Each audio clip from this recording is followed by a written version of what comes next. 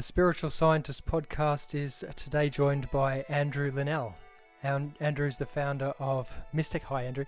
Andrew's the founder of Mistech, which seeks to advance humanity's moral cultivation of technology through spiritual science. That sounds very exciting, but also much needed today, I think. And Andrew is the author, a children's author as well, father of three, a Waldorf parent, or a Steiner school parent, as we say over here, same as me. I am too, and the son of a professor of astronomy. And Andrew was just telling me before that led to meant a growing up surrounded by materialism. And Andrew, welcome to the podcast today. Great to have you here. Thank you, Mick. Great to be here too.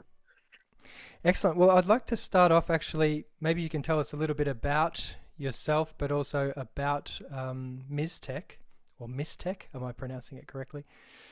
And maybe also a little bit of an overview of your understanding of technology in the world and its task, and maybe in relation to spiritual science as well. That's a lot, but maybe, you can start wherever you like.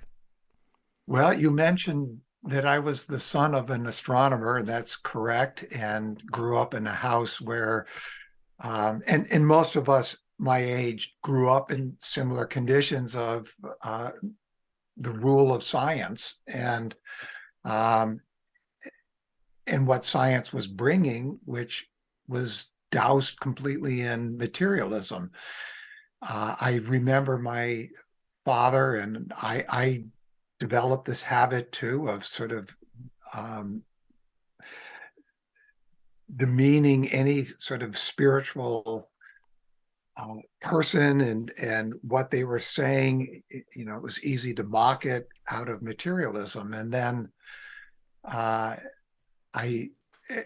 had a girlfriend when I was working for IBM in Endicott, New York, and she had been given a book called Man in the World in the Light of Anthroposophy by Stuart Easton, in this 3,000 or so page book.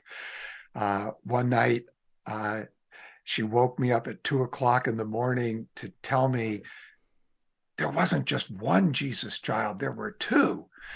And I, at that point, told her, I don't want anything to do with this anthroposophy. Keep it out of my life. Yeah. And I had a big day the next day at IBM. And so it was many months later, she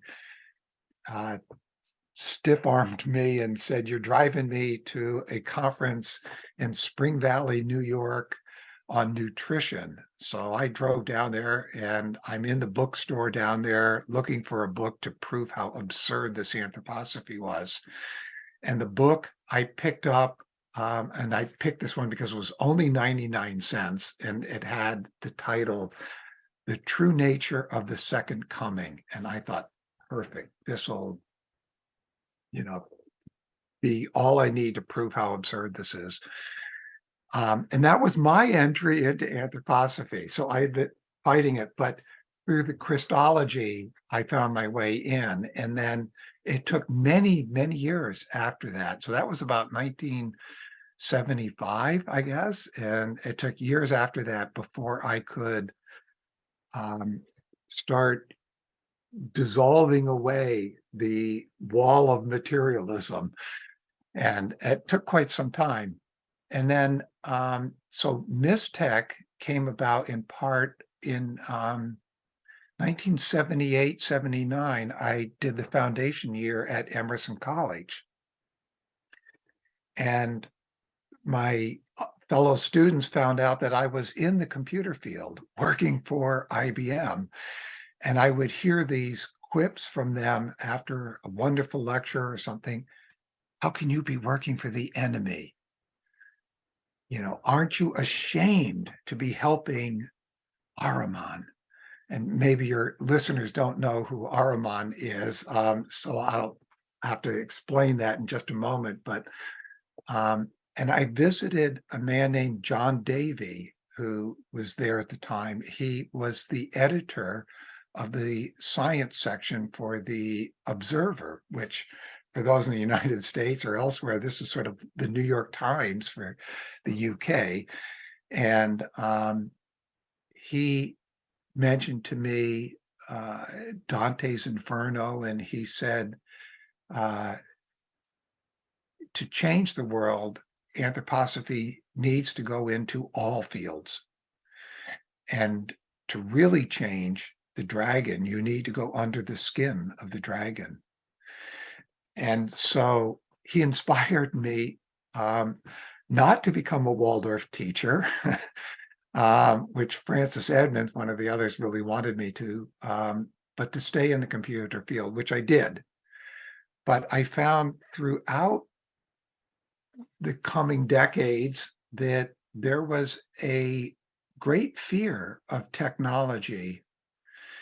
And I found when I started to do some lectures that the more fear I brought in, the more positive reaction I got from the audience. They loved to be scared. So I actually nicknamed my talks the Alfred Hitchcock series. And I was talking about nanotechnology and its dangers back, in 2001 and so on. And Right. I woke up one morning after sort of questioning this for quite some time with the thought, fear feeds Ahriman. And for weeks after that, every Steiner lecture I opened to reread or read for the first time, I saw the lecture differently than I had before. This was a sort of turning point in my life. And I stopped doing lectures for a good 7 years to take this all in. And it would then be 7 years after that that Mistech got founded.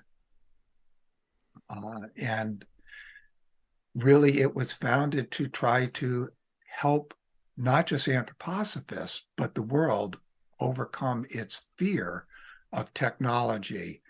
And as you know, there's this chat GPT that's out, and it's caused quite a stir. We have people all over who are deeply concerned about what it means to our humanity, and quite rightly so. But what Mistech has tried to do is to go beyond the fear and to see how do we deal with what is coming in a positive way? How can we see it as part of our human evolution? And so, in these regards, we've had to go very deep into what Steiner offered, Rudolf Steiner, about the future. And he did offer quite a bit. And some of it, he said, is going to come as a iron necessity. It is part of what human evolution must go through. And so this brings up lots of questions because, as you know, Steiner is the author of this book, The Philosophy of Freedom. And so people go, where's our freedom with this iron necessity? So I'm throwing out quite a few concepts here to get us started. Yeah, that's Um, great. Yeah, no, look, it's always a little bit tricky with depending who the audience. You say my audience. yes, I don't even know who my audience is really. So some people will be following this chat who've got a deep grounding in anthroposophy and have read lots from Rudolf Steiner and maybe watched a lot of videos. Who knows? And some right. people will absolutely know nothing. So I think it's good just to go wherever you feel comfortable to go and bring up any concepts you need to bring up. That's a great introduction. Thank you. If we could, that picture that you have right behind you is uh, sometimes called St. George and the Dragon. And St. George is allowed to kill the dragon in some of the paintings, but in general, if it's, uh, uh, we say it with the emphasis on the EL, meaning of God, uh, Michael or Michael doesn't actually kill the dragon. He holds the dragon at bay, so to speak. And when we look at the caduceus, or the staff of Mercury, we see two intertwined snakes, a black one and a white one. And we could say that these represent the two beings of hindrances for humanity. So one is black, and that would be the Lord of Darkness, if we could call it that, who we can also give this name Ahriman, because that comes from the Persian lore, this term. And we also have then the white snake, which is the tempter or the bearer of light. Lucifer is the biblical name, and we use that in anthroposophy as well, that term Lucifer. So you have these two, the bearer of the light, who wants to make us a spiritual being that is a kind of moral automaton. And Ahriman would like to make us an earthly being who would be an intellectual automaton. And both are working their tentacles into our consciousness to try to sway us towards that opinion. So long in the past, we had Luciferic influence primarily that gave us wisdom, even wisdom of the spiritual world. And now we're in an age where Ahriman predominates, and so materialism predominates in our time. And one of the things that Steiner tried to show in that human evolution, if you think of humans as beings that reincarnate, that we have come down for a purpose, and that purpose is to develop freedom. But that has been given now. It's the conditions have been ripe for humanity to attain freedom. So the pioneers, if you will, who are leading evolution now need to start bringing the ascent about. And that's then begs the difficult question, what is that ascent? And why then are we sliding more and more into an Ahrimanic sphere? Shouldn't we be having peace, goodness, brotherhood, everybody loving each other like, I did back in the late 60s with my hippie friends, and we'd have those love-ins and so on, and make love, not war, So Yeah, great. back Okay, to so yeah, that brings up lots more questions, but that's really a really great introduction into looking at these different forces that are at work within the human being, but also within the world, within the cosmos, as it were.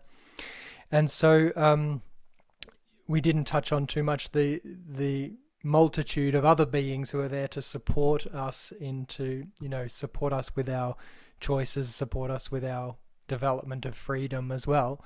But yeah, this question of human evolution, I've talked about that in a previous podcast as well, that we've come from the oneness, as it were, where we were at one with the all, with the everything, with the gods, and then gradually through millennia we've become less and less connected to the spiritual world, more and more individualistic, more and more right. aware of ourselves, etc., and that there are various forces at play in that journey. And then then this big question that you brought up. So going forward from this, maybe this low point, or the low point that humanity has reached. I shouldn't say low point, but the crucial point where we now have the freedom of choice to either grow and develop spiritually or not. How does that tie in, do you think, with technology? Is there a link there with technology? Oh, definitely. I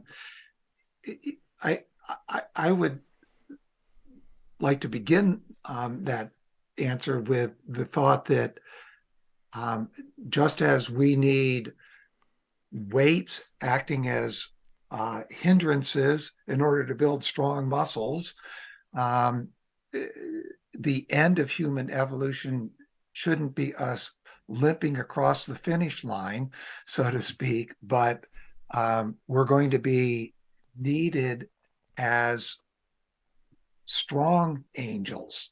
I can use that term, angels. Um, and I would like to give just a slight picture here so that we can see why technology has a very important role, and that is to look even farther back than Earth. And I'm going to mention something that, my materialistic father, as an astronomer, would have ascribed to, which is something in astrophysics called metallicity. And what that field is all about is asking the question, how do we have heavy metals? If we start with a big bang, we only have hydrogen and maybe some helium. So how do we get to where we've got uranium and gold and lead and so on? And what these scientists have worked out in this field is that there must have been three prior solar systems. And the first would have been after the Big Bang and just hydrogen, and then it would have had a supernova.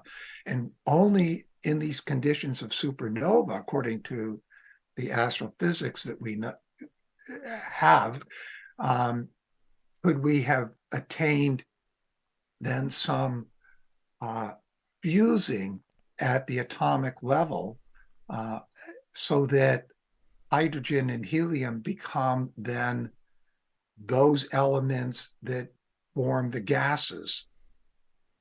And then another supernova, another solar system, another supernova, and then we get those elements that are dissolvable in water.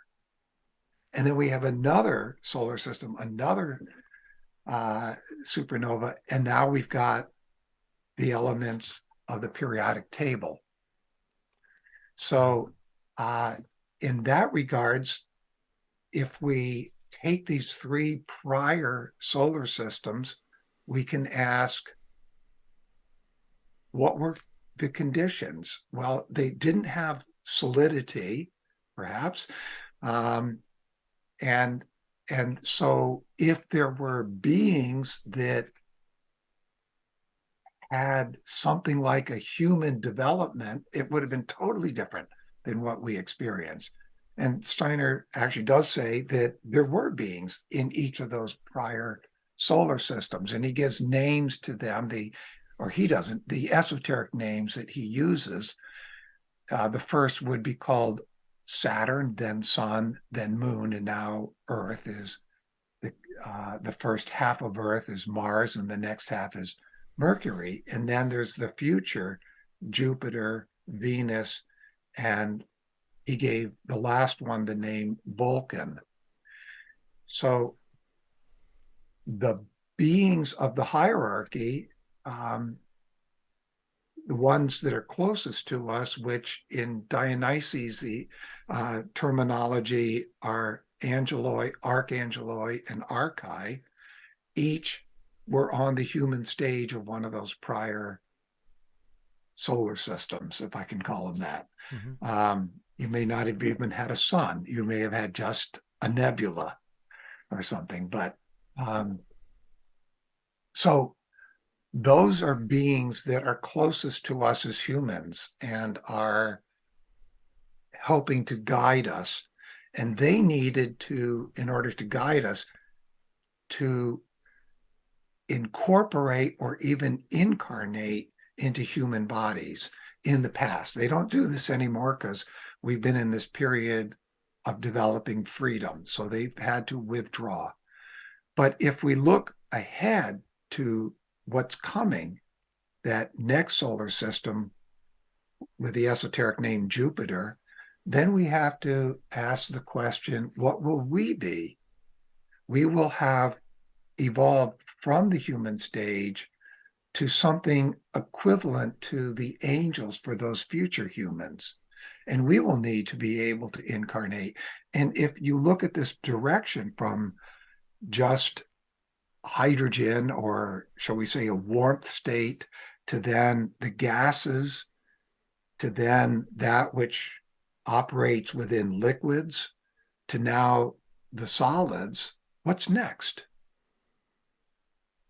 And so we don't know yet, but you can see this progression, and we will need to be able to do that. So there is a question: does technology enable us to go in that direction, where we will be able to, through our work with technology,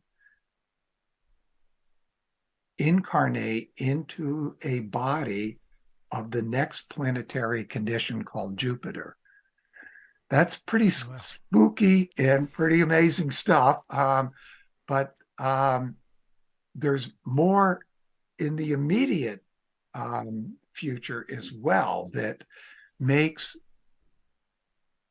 all of the scary aspects of transhumanism make more sense. And I'm not saying transhumanism is a good thing, but what I'm trying to say here is that just as Mephistopheles said to Faust that I am that being who intends to do evil but ends up doing the good, that these beings, Ahriman and Lucifer, have a nature, a God-given nature, you might say, or a developmental nature from their past, that how they act upon humanity, you can almost say, is instinctual. It's something they don't have a freedom to do. They do this out of their inner nature.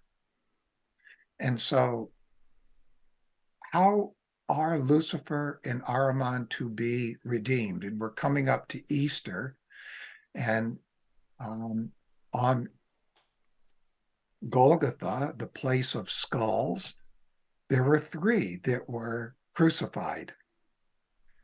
And one of them recognized who the Christ was, and for him, he was told he would be redeemed.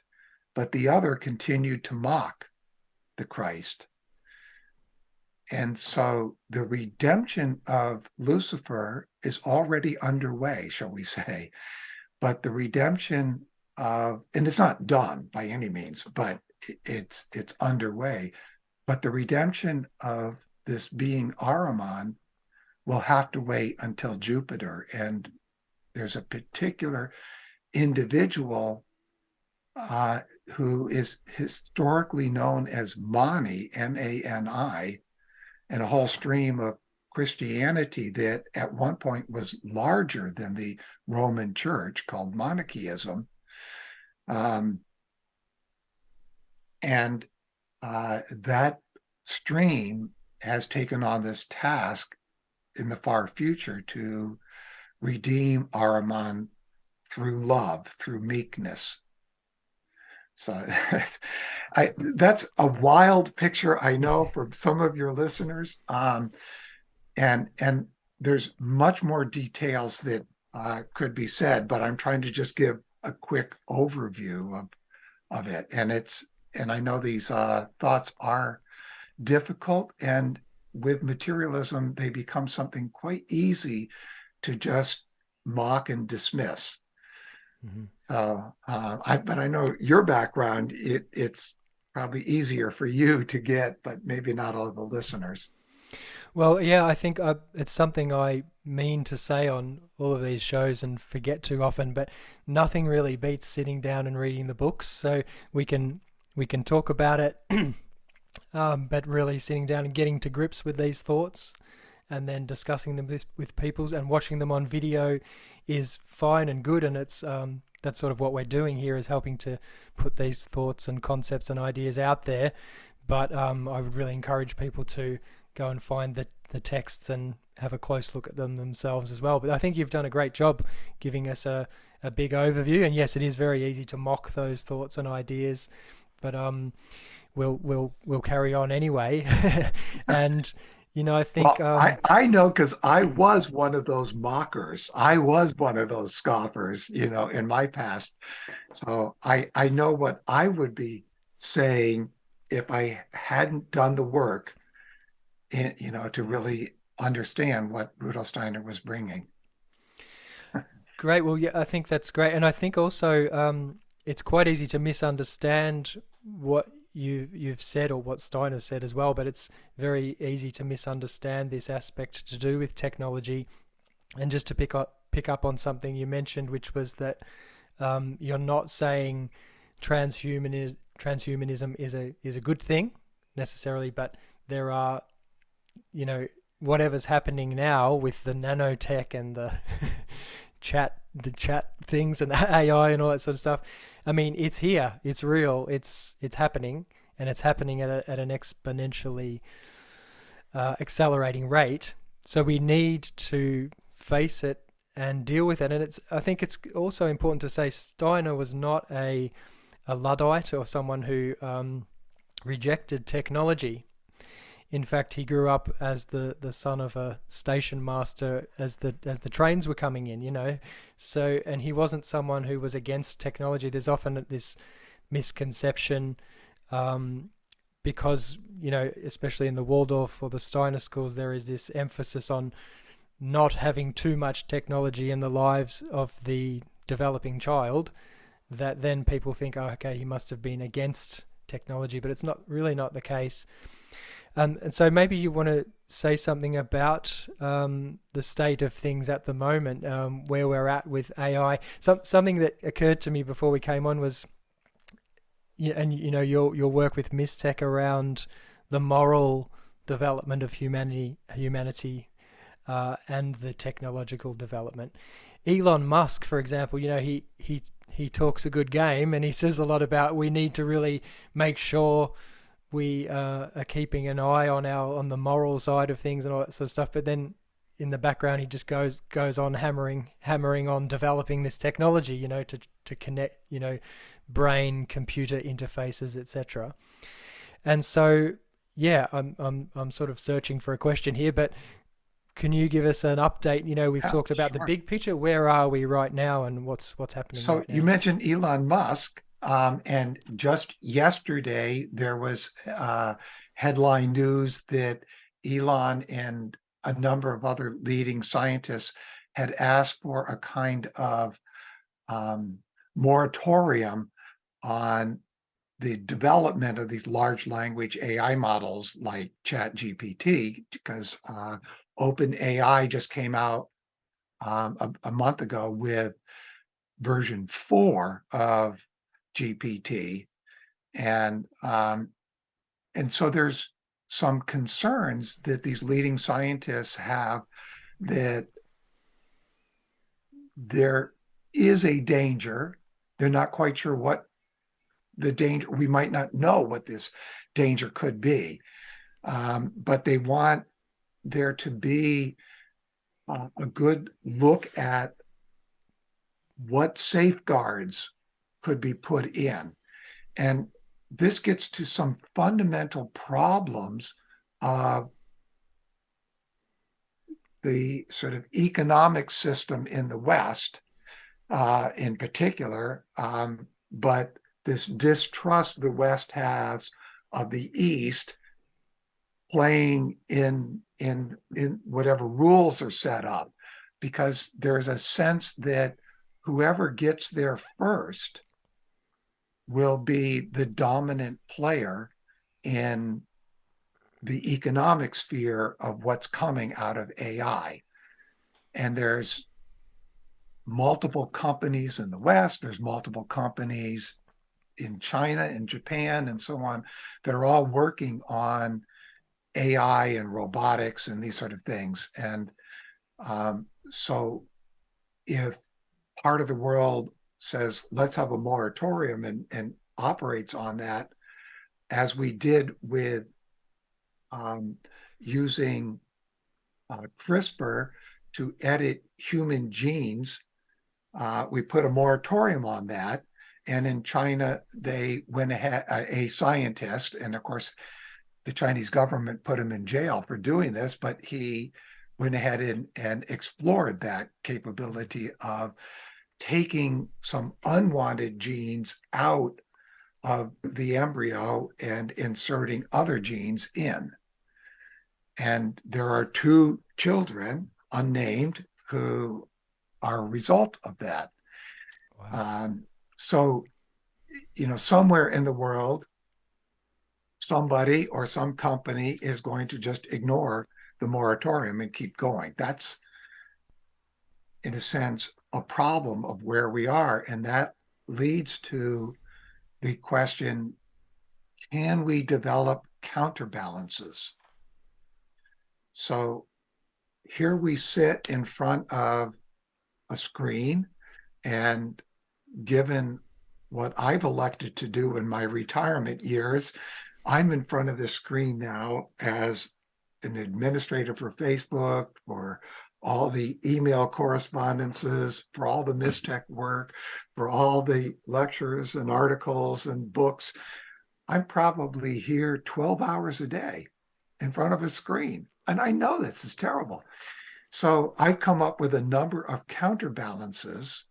A very simple one is right up there is a window, and I can look out that window and I know 20 seconds, something that's at least 20 meters away. I need to look at things at various distances, but at least 20 meters away. So I call it the 20-20-20 rule, that I should do this every 20 minutes for 20 seconds, 20 meters. And it's a very simple rule, but it's very good for the eyes, because otherwise you're looking at only a certain distance all the time. And that's not good for the eyes. I think people are well aware of the dangers of doing repetitive motion, and you get a kind of arthritis. So if you're holding a mouse all the time, you'll get arthritis in certain fingers. And that the same will happen to your eye muscles. And so this is not, this isn't good, of course. That's a very simple sort of thing. But what about all the questions of being human? And that's the real question here. What is it to be human? And there's some definitions that say, well, it's an animal without feathers that walk on 2 feet. And perhaps you've heard this. So the student brings into the class the next day a chicken with all the feathers plucked off of it, and puts it on the table, and the chicken walks around, and he goes, "Behold the human." So obviously that's not a good definition of the human. And it gets down to a question: does our definition of the human equal the physical body? Or is there something more to the human being than just the physical body? And with Darwin and all, we've come to a scientific basis that says, yes, we're nothing more than the physical body. Everything to do with thinking is just some electrical chemical reaction, and everything to do with our senses is all just pure luck in the course of evolution. And they can make pretty good arguments given the millions of years. And yet, it still seems to me pretty sketchy science that's done. And so in the last 30 years, there have been some developments in this front, in things like epigenetics. And are there things that rule above genetics? And are there things that rule in our thinking? When we look at through a skull cap at blood flow going on in the brain, we can see that the blood flow is different if I think of one thing, or if I remember something else, or if I imagine riding a bicycle, or I'm watching a movie or something. You see different areas of the brain being flooded with blood. And so scientists reach the conclusion, that's thinking. Thinking is going on there. And it's equally valid to say, no, that's not the thinking. The blood is flowing as a result of the thinking. And so then they get into some questions. When does the thought occur according to things that you see? So they've done some experiments to see if I flash up an image of something and the brain is identifying, or the mind is identifying what that image is, when do we see that blood flow and so on? When do we see the activity going on? And what was interesting in one of these tests is even before the card was shown, there was activity. And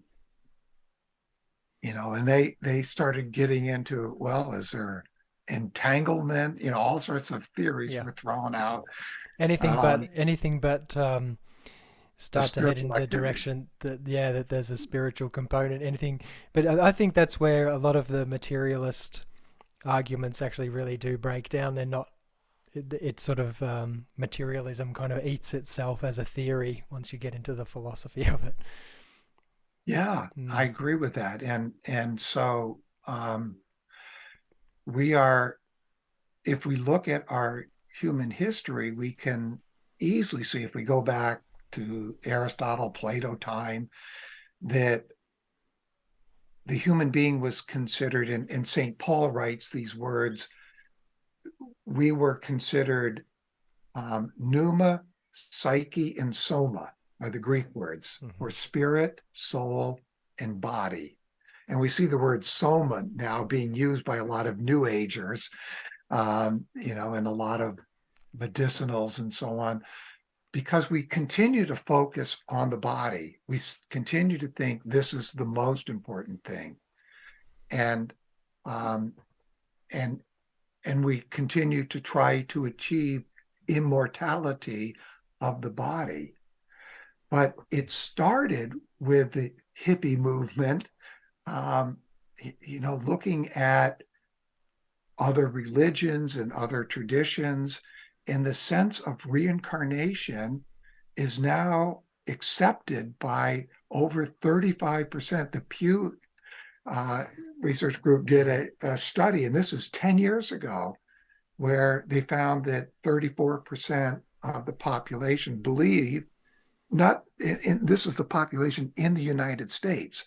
So, of course, in the world, it might be quite different number. But in the United States, 34% 10 years ago believed in reincarnation.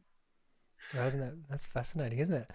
Isn't it? Yeah. Could I ask you just about just to come back to this idea of consciousness and machines with the whole transhumanist thing, like you just mentioned just then about the concept of immortality and reincarnation, but a lot of people in the transhumanist movement, as it were, they tend, it's almost like a religious a religious thing that they're looking for. They're looking for immortality, but through the machine. So there's a lot of talk about things like being able to upload your consciousness to the cloud. Yeah, upload your consciousness to the cloud, so that you don't need the physical body anymore, because you'll be able to just create a body for yourself out of, I don't know, create a robot for yourself and then inhabit the robot.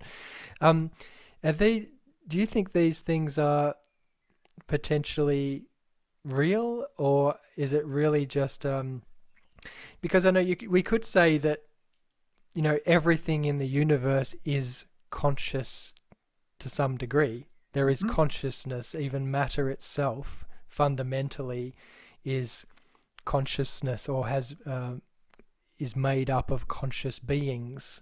And so, does that mean that it is possible that the human soul or the human spirit can actually incarnate into a machine? You know, I don't know where to go with this question, but Yeah, I know where you're. you know where I'm I know. headed. Okay, So you ask the question for me and then answer right. it, please. So today we have automobiles, cars, and we get in the car, and the driver of the car gives the car a personality. When you're driving on the freeway, the highway, um, you can sense that driver up there isn't paying attention so well, or that driver is an aggressive driver, or that driver is quite afraid and they're hanging over, towards the side of their travel lane. Those drivers, I can see them weaving in and out. They're aggressive. Um, it's not the car, it's the driver that's giving the car a personality. And um, so is it possible that some sentient entity could incarnate, so to speak, or incorporate into a robot? Well, if you remember the movie Avatar, yeah, it's possible that through what we've already developed for prosthetic limbs and so on, that a person could, at some remote site, like their own office or something, get into some suit that senses their movement, and you put on your virtual reality goggles and or headset, and now some robot, you can have it go into the nuclear power plant that blew up and try to fix the reactors and take out the dangerous nuclear waste and this sort of stuff, by remote means. Is this Iron And Man? Are we talking Iron Man here? Is this a new script for the next Iron Man, or is this one that's already been? this is already exists Oh, today. You can do okay. this I see. today, but the sophistication will just continue, so that um, someday in the future, and maybe 2030 would be a good date to, you might see, as you're walking down the streets of New York City, um, a robotic entity walking down the streets of New York City, passing you by, where a person in the hotel 5 blocks away is actually walking that robot. Okay. But that robot doesn't have its own consciousness. It Right. has the consciousness of that person who is in virtual reality, or maybe we could call it augmented reality, doing that work, or that operation of the robot walking down the street. Um, and I believe that there will be people who will be so tempted to amuse the world that they'll want to do this within the next 30 years, is put on their avatar cloak, so to speak, and move a robot around. Um, Okay, but so as far as actually uploading one's no, that's consciousness, different. Right. yeah, That's, yeah, this. So, and it's interesting that we have this word cloud, because in Revelations, or in the Bible, it talks about how Christ will come in the clouds. yeah. And But no, you cannot take your consciousness there, if so long as your consciousness is a living consciousness. And what does that mean if it's not in a body that is a living body, like our physical body? What does that mean to consciousness? And so this gets to what in all the ancient practices called prana or chi, or in anthroposophy, it's called the etheric realm. This is the realm of the living. And a plant has this. It distinguishes a plant from a rock. A rock doesn't have it in it. So, and this is where we can develop our cells to have what Steiner called living thinking. What is envisioned is actually a dead consciousness that's uploaded to the cloud. You would have to kill it in order to be able to put it into a dead substance that has no life. Now, when we talk about just what is software, what is AI, a programmer has to have a sequence of thoughts. That's what the program is going to do. If it has this conditions, then do this. If not, do this. And that's the fundamentals of programming is you have if, then, else, and do. So all of this AI is following this kind of dead thinking. You have to kill your thoughts in order to write a software program. And then what are they working on? They're working on dead data. Mm. So right now, you and I are getting semi-dead data off of our screens. It's not the real live Mick Young I see, because you're somewhere over the pond. um, but uh, it's not fully dead, or else we would experience what we're experiencing differently. It's on its way to being dead. Okay, cool. Um, Could you say something then about your understanding of what living thinking is then? Because it sounds like, when it comes to technology, we can have these things that we do which can counterbalance their effects. Looking out the window for 20 seconds. I like your 20-20-20 rule. That sounds good. I've got a nice forest just outside my window here too as well, so I try and do that as much as I can. So we've got these ways of mitigating the effects of technology on the human being.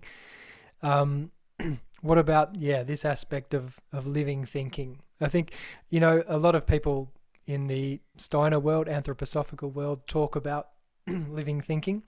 And it's always really interesting to me to hear how different people express it, because it's almost like a brand new thing every time I hear it. So I'd really like to hear yours, if you don't mind. well, okay. It might be a challenge I won't be able to achieve, but let me give it a try. But also, don't forget um, what I'll call the counter forces or counterbalances for the technological age.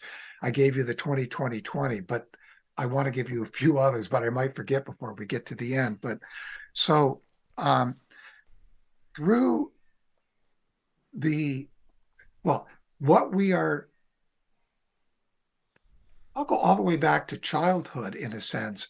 Children often speak about experiencing something about the world, um, and we as adults or their parents teach them to dismiss these thoughts about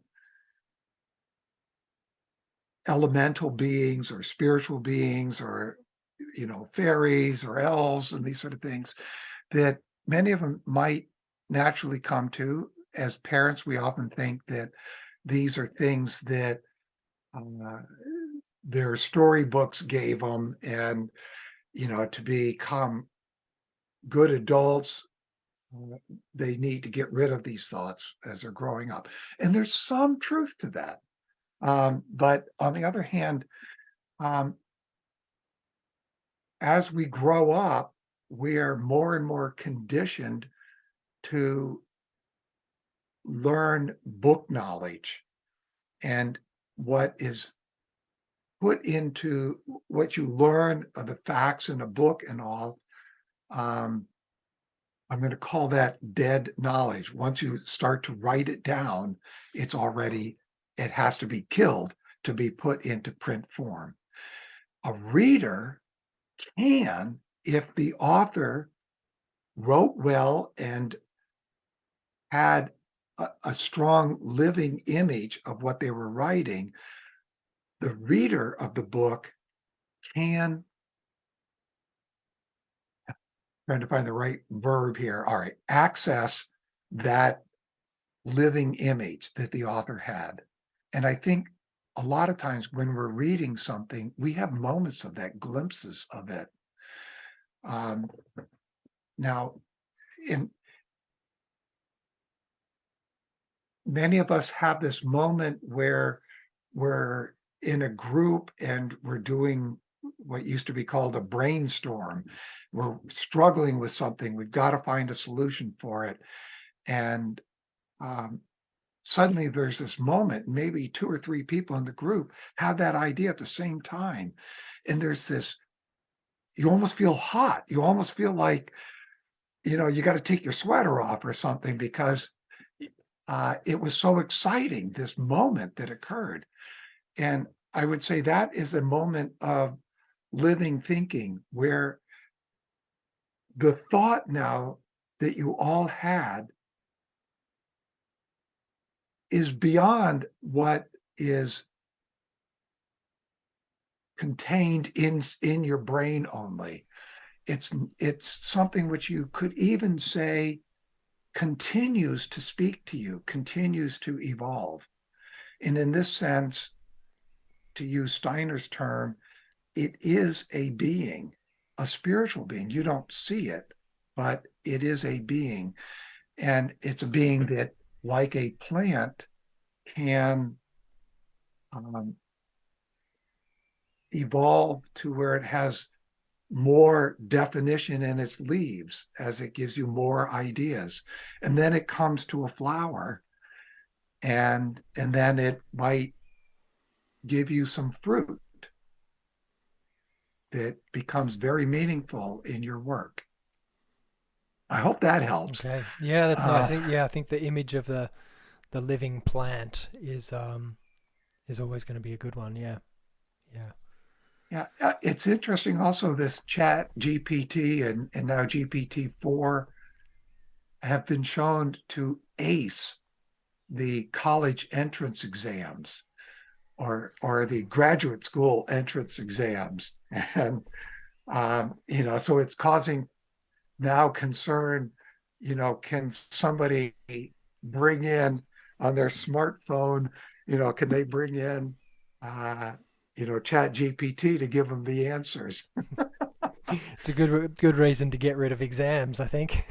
Well, Yeah. exactly, though, Nick, that's the important thing. And that's what Waldorf education supposedly is all about, isn't teaching to take tests, but teaching to be a thinker in the modern world.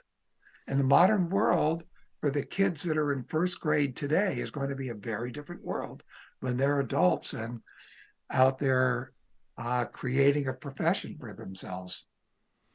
Yeah, that's right. I often think about that, how I use the example of the vinyl record industry.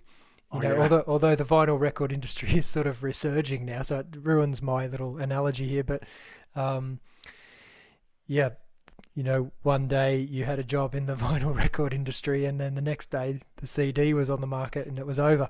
But as you say, you start school, you have absolutely no idea that jobs that you're thinking about when you're 10 years old probably not even going to exist by the time you can come out of school. So Andrew, maybe a good place to head to next, just if we've got a couple of minutes left, just to finish off. You mentioned about counterbalances.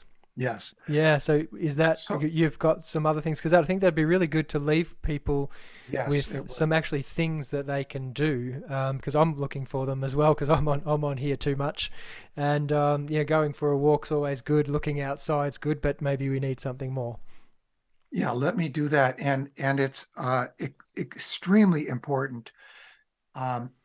if we are to not succumb to this, and the picture I want to show is we've been coming down, down, down, and now we've gained our freedom.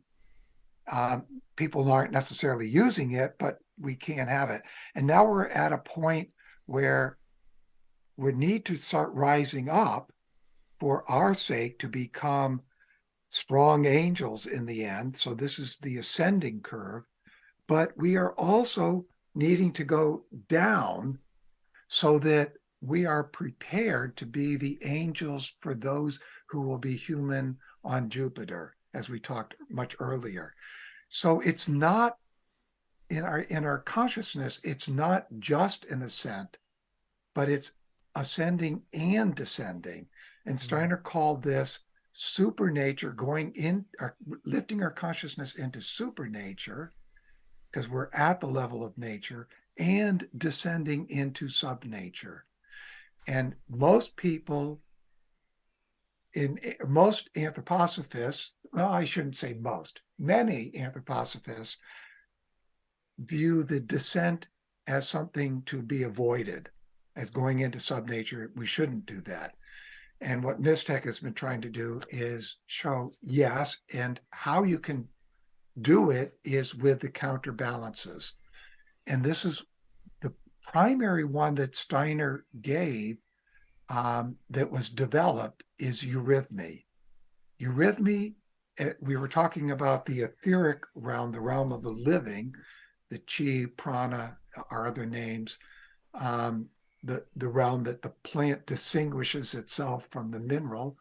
What a eurythmist is doing is living and working in that etheric realm.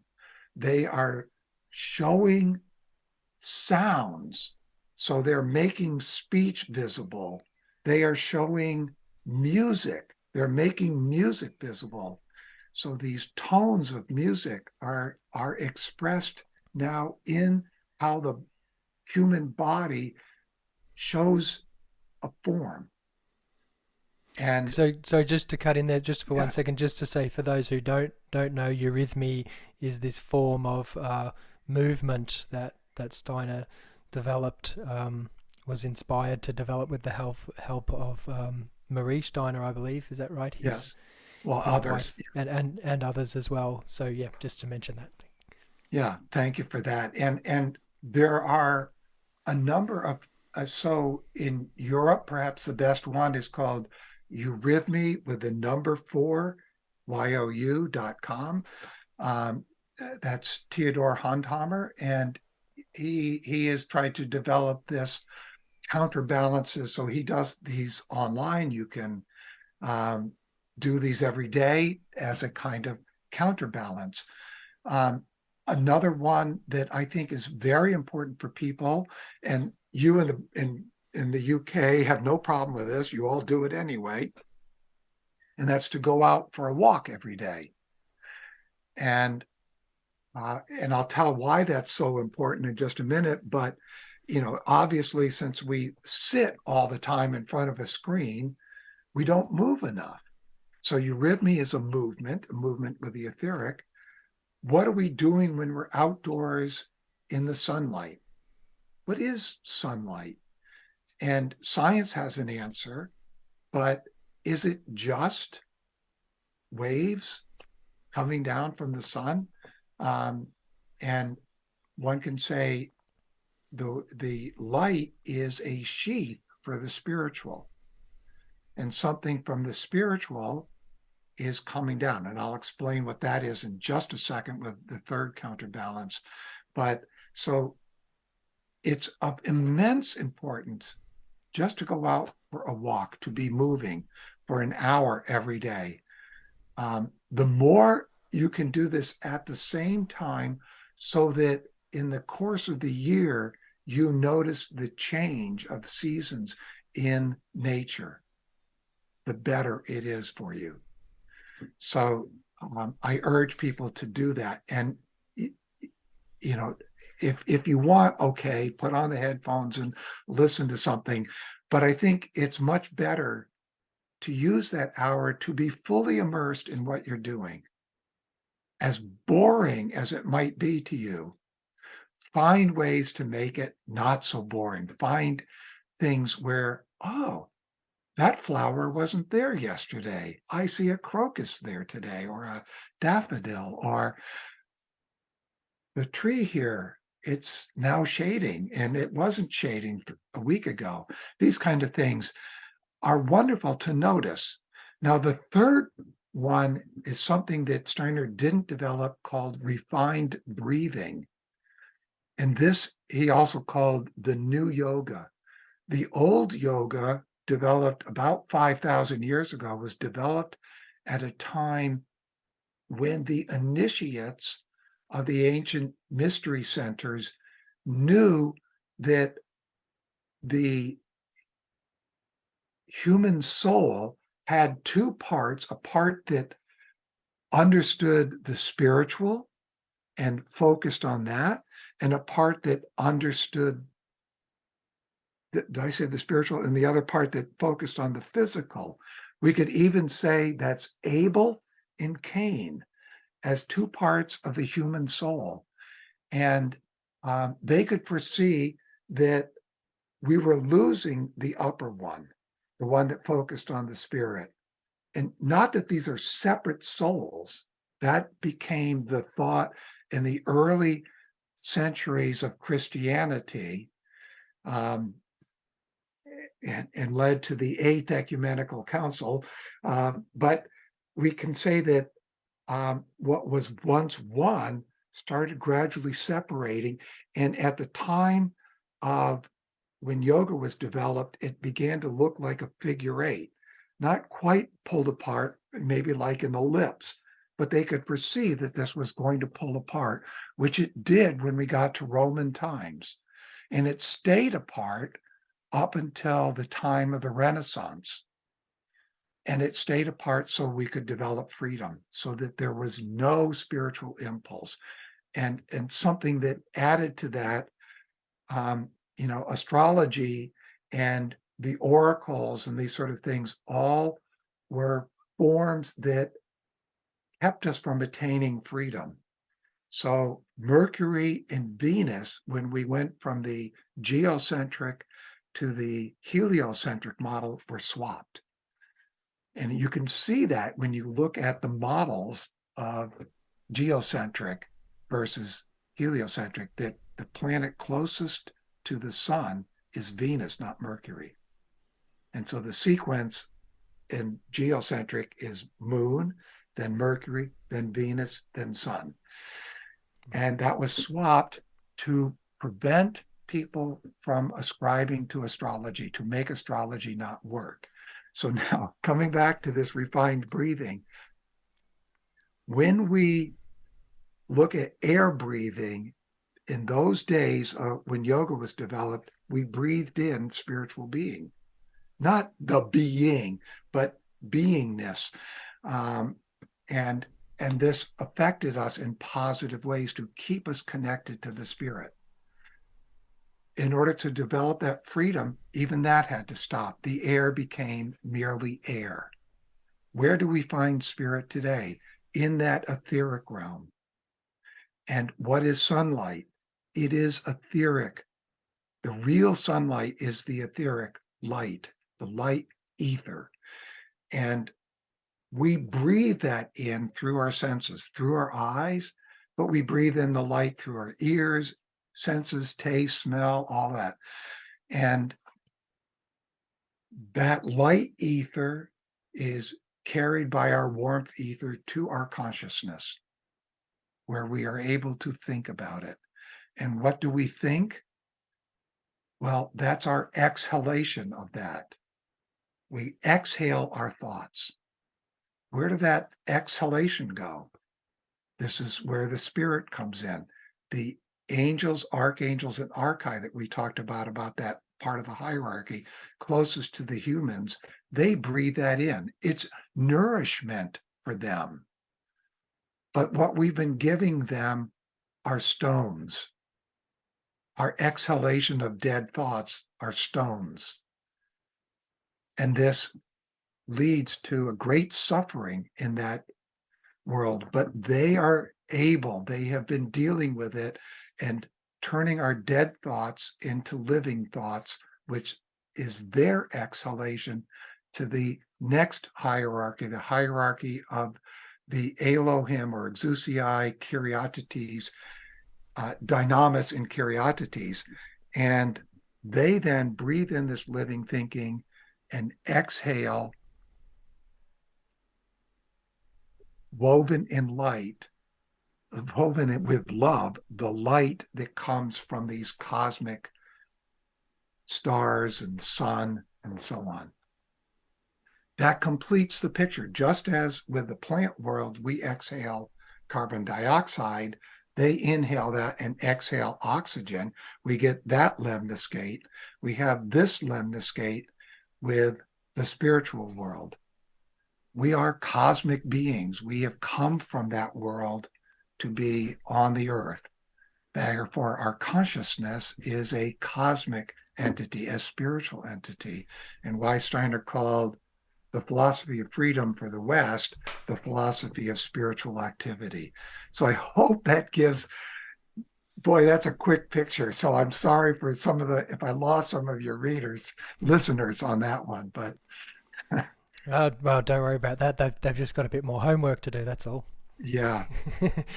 Well, that's great, Ness. So the just to reiterate those three things, you spoke about these counterbalances to this technological age we're living in and coming more and more into. So there's eurythmy, this form of movement developed by Rudolf Steiner, and there's lots of practitioners of that, lots of people doing that in an artistic way, but also in a therapeutic way.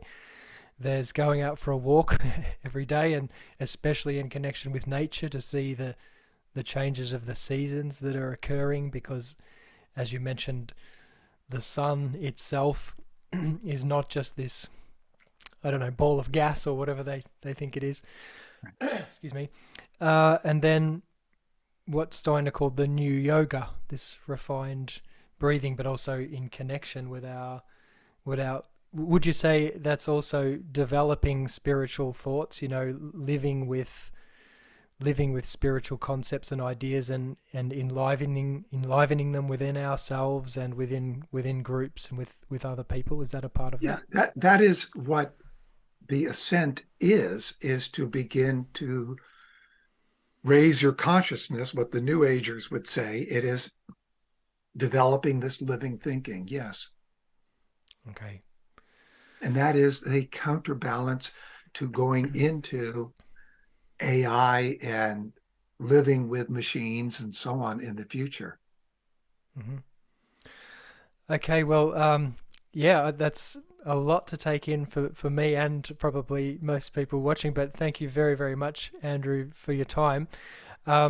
Really appreciate hearing it. Maybe have to have you back on again at some point to dive into one or more of those questions. But I would be very open to that. But yes, I'm sorry that it is the great challenge for Mistech. How do we bring this to people in general, and even those in anthroposophy? It is a huge struggle because all of us who grow up in our age are growing up as materialistic minded people, and anthroposophy for most of us is a kind of icing on the cake, but the cake is still materialism. Yeah, I agree with that. Look, my work is often a lot of the time working with people in a therapeutic sense, spiritual life coaching type sense, a lot of the time with people who are grieving, actually. And it's a real challenge to put into everyday language some of these concepts. And I think we just have to do our best and hope that we'll be supported, and something of the truth of what we're saying will come across. And if it doesn't, well, we're doing our best. I think that's the only way to go for me. Anyway, that's how I understand it. Well, I hope we meet one day. That would be fun. And so, Nick, thank you for having me on your podcast. Yeah, thank you very much, Andrew. And yeah, look forward to seeing you if you do make it over here to Devon. I didn't actually ask you where you're based, just in case I head in your Outside direction. of Boston, the town is Hudson, Massachusetts. Okay, After yes. Henry Hudson. Yep. Okay. Great part of the world. Well, yeah. Thank you again for joining me, Andrew. Do you want to just mention where people can find you? Where it's the best place to find your work? Your books and your website, etc. Thank you for asking. Sure. One place is mystech.org. So MYS as in mystery, TECH, all one word, .org. There's also, as a kind of archive site of past lectures and so on, mystech.co, just CO. And then I have a number of websites in addition to that, the Christian Mysteries dot and I also mentioned there's a Facebook group called Anthroposophy, a Facebook group called another one called Anthroposophy in Mechanical Occultism that you're welcome to join. Yeah, and the books are all on Amazon. So if you do a search for, just put in Andrew Linnell or put in Mystech, you'll find these books, and they're written for people to do in a group. It works much best in a group, but you can certainly do them on your own as well. And there's 7 books, and one is called Refined Breathing, the new yoga. So, you might find that interesting. And one has been translated into German, and we'll get some others translated into other languages as translators come forth. Okay, wonderful. Well, thank you for that. Sorry. No, I just said wonderful. Thank you. And look, I'll put all those links in the description of the video anyway, so that people can easily find you. So thanks again. I just like to say at the end of the session here, don't forget, people, it's great that you sat through this video and listened to everything we had to say, but also don't forget to go outside for a walk. I think that's a great thing to recommend to everyone. I might start saying that at the end of each podcast. So thank you again, Andrew. And also I just want to say, if you would like to support this channel to continue to support me to be able to continue making these podcasts, that would be great. And what you can do is head over to subscribestar.com/mickyoung. So that's subscribestar.com/mickyoung. And on that site as well, I have other content that you can subscribe to as well if you'd like to support. Thanks again, Andrew, and look forward to talking to you again another time. Thank you, Mick. All the best. Thank you for listening to the Spiritual Scientist podcast. You can support us to continue creating the show with a one-off donation via PayPal, the link's in the description, or you can become a subscriber and receive exclusive content and discounts on all of our spiritual courses and programs. And you can do that via subscribestar.com/mickyoung. You can also book a free spiritual development consultation with me at spiritualscientist.org/call. And other ways to support the show are to leave a review on Apple Podcasts and just liking, sharing and commenting on our content. Either way, thank you very much for listening. Bye for now.